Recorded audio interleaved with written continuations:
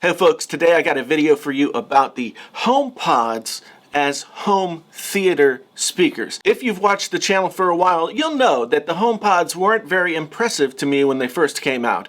And I tried the stereo pairing when that came out with AirPlay 2, and it was buggy as all heck then.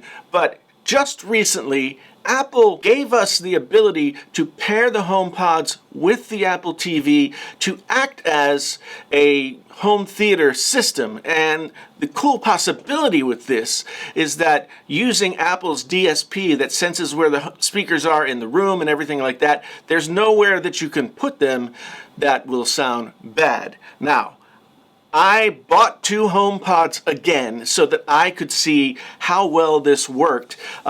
Before this, I had a giant, giant floor standing speakers with 8-inch woofers in them and a really expensive amp and surround sound and sub and blah, blah, blah. I really thought that there was absolutely no way that the HomePods could compete with this. But I put them both up and went back and forth. And the question of the day is, do the HomePods actually have a reason to exist now? So let's go into the other room and check out what it is that I have for you. I'll show you the speaker setup that I used to have. I'll show you the setup with the HomePods and sort of talk you through setting them up, the way that I have them set up, the way they're supposed to be set up for this whole home theater situation.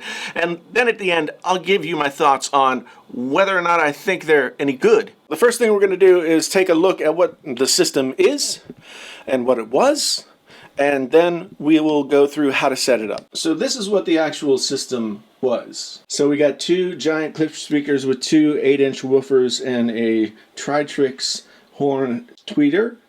And then over here we've got a giant subwoofer. On top we've got, turned around the wrong way, this is the Sony DN1080, which is probably one of the best sort of non-high-end amps that you can get for home theater. And then a Polk subwoofer, a couple of other Polks down here, and then remnants of other systems that I have tried out. So that's that. Now we can go through what we've got on the wall. We've got Firefly, the HomePods on some mounts that I found on Amazon. Links will be down in the description below, as well as the controllers and the Hue Play lights that are in there, as well as the strip lights from GoD that have a remote control and are Alexa capable, which I haven't used. Put all that stuff down in the description below. Here's my PlayStation 4 because I am a plebe and haven't gotten a PlayStation 5 yet. So yeah, this is the LG C9 OLED screen. I have had this since last time this year, I believe, and it's really, really cool. So let's go ahead and get into what you have to do to set up these things for home theater, and then from there I'll let you know what I think. So first, you go through the setup for the HomePods, which you use your iPhone for. You set the HomePods up in the Home app. It's not as intuitive as I feel like it should be, and hopefully they improve on that process whenever they get to it. But once you get them set up, you can then go and find them in the AirPlay Home Kit. So you got My Home, and then you got a room, you got entertainment room. These are all the other bedrooms and everything else. So then allow access, AirPlay turned on, and then you go up to video and audio, and you see you've got all your settings here. Default TV output should be whatever you have set as the name for your HomePods. So I have them set as entertainment room. And then you can go back out of here. From there, you should be able to get Dolby Atmos and any other number of things. The interesting thing about these HomePods is they support Dolby 7.1, 5.1, Dolby Atmos. Whenever you watch something on Netflix or Apple, any others that support Dolby Atmos, then you should be able to click on this. And the way you're going to know if it's got Dolby Atmos is that you see up there below the title of the movie, you've got 4K, Dolby Vision, Dolby Atmos, closed captions, and I don't know what AD is. So that's how you know that you're going to get the Atmos signal. And There's no way for me to actually test this and like show you how it sounds because I'm on a camera mic right now that isn't made for that kind of critical listening. It is not a reference microphone by any shape of the imagination. So I can't really show you, but I will play through some of the movie so that you can check that out.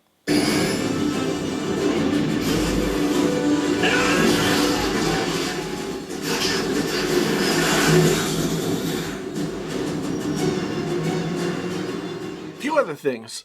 People have asked me if the new HomePod minis will work in this way too. Unfortunately, the answer is no. The new HomePod minis don't have the same features as the new HomePod, and so in some way or another they're not capable of doing this. In terms of price, the HomePod is still $299. Even on Black Friday and elsewhere, at least on the Apple website, it remained $299. I still think that's a little bit expensive for the HomePod. However, well, that's what it costs. And of course, it's incredibly difficult to get better sound out of something smaller. The gold standard is always going to remain that giant separate setup that has, the fronts, the subs, the rears, the Atmos speakers, all that kind of stuff. You can control that stuff a lot more. You can EQ it. You can make it just right for your room. There's a lot of stuff that can be done. And it's worth mentioning too that one frustration that I have with the HomePods is that they are not adjustable at all. I mean, they adjust themselves, but HomePods are still pretty bass heavy compared to other stuff that I like, and there's no way to like turn it down. Now, when it comes to watching television and movies, it's surprising. I mean, by surprising, I'm saying like I couldn't believe it, how good the HomePods are at creating bass that sounds like it's coming from a subwoofer. Again, physics will not allow us to actually be able to get, a giant 10-inch subwoofer or a 12-inch subwoofer, get the same kind of sound out of something like the HomePods. And here we come to the crux of the situation. Can the HomePods, in their daintiness, replace adequately something like the kind of setup that I had in there, or a sound bar that you might buy, or anything like that? I mean, if you compare the HomePods price-wise to a lot of the better sound bars out there, better is a difficult word to use when talking about sound bars because they're generally not good. But can the HomePod be another option? I never thought I'd say this, but the HomePod paired up with the Apple TV, the HomePod has given me at least 90% of the surround. Like, you sit in the room and you can hear stuff like enveloping you, going around the back of your head and everything else. And then when it comes to the Atmos thing, like I didn't have Atmos set up on my current setup before the HomePods. So there really is a sense of height. There is a sense of things, coming from both the sides and above, which is what Atmos is intended for. I was dubious of Apple's programming of the HomePod. Using DSP, digital signal processing, for anything in audio is always kind of questionable for me, because if you don't have control of it yourself, then who knows what's going to happen and you can't change it. Digital signal processing has come a long way, though, in the last 10 years. There are studio monitors that adjust themselves to the room and all that kind of thing. There's a lot of stuff out there now that uses DSP and uses it well. When Apple first came out with the HomePod, and they touted the fact that you could put it, anywhere in the room and it would adjust itself to get the whole room sound going. I mean, that's cool and everything. 360 sound is cool, but music isn't recorded for 360 sound. So it was never going to be like a true sound experience unless you got the stereo pairs, which I tried and it didn't work.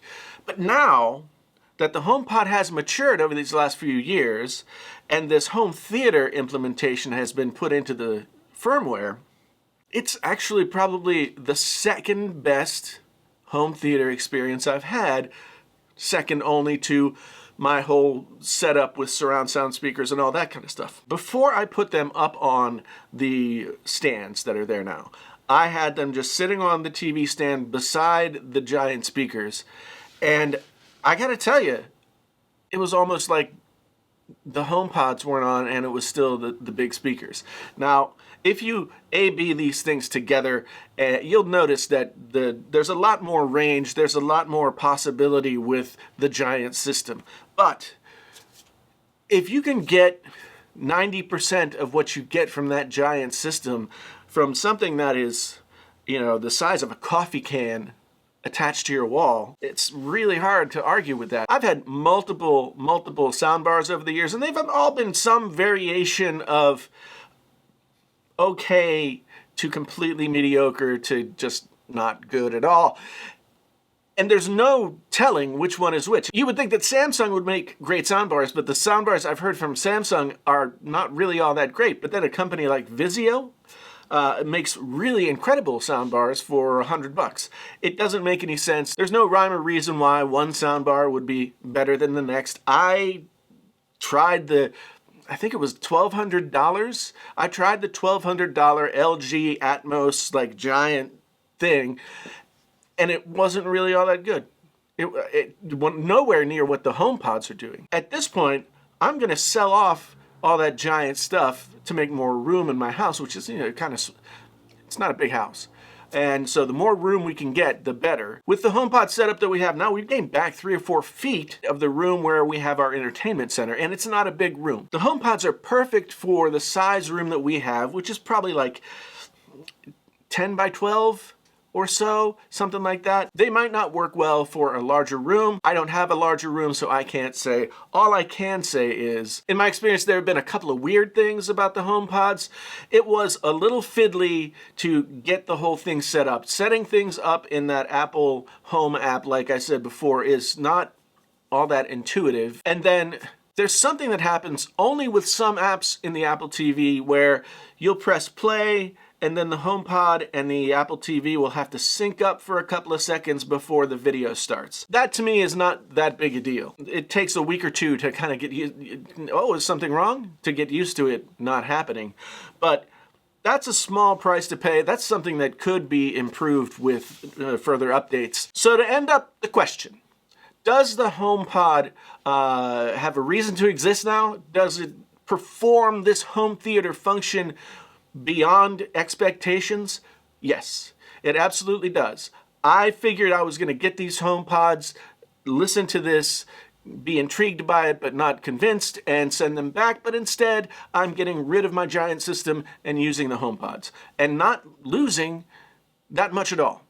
If you are dubious of this, let me know down in the comments. I don't blame you. I don't blame you. But if you're dubious of this, if you think it can't be true, let's talk down in the comments below, because I could explain more if you have specific questions down there.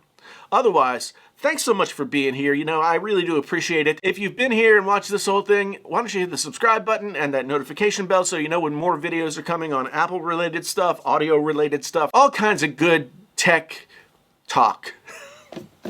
I don't know. So yeah, hit that subscribe button, like the video. If you are interested in becoming a member of the channel, there's a join button down there, and there's some merch that you can check out, coffee mugs, phone cases, t-shirts, down there below the video. Once again, my name's Jason. This has been Painfully Honest Tech. Tech, so honest it hurts. Until the next time, I'm out.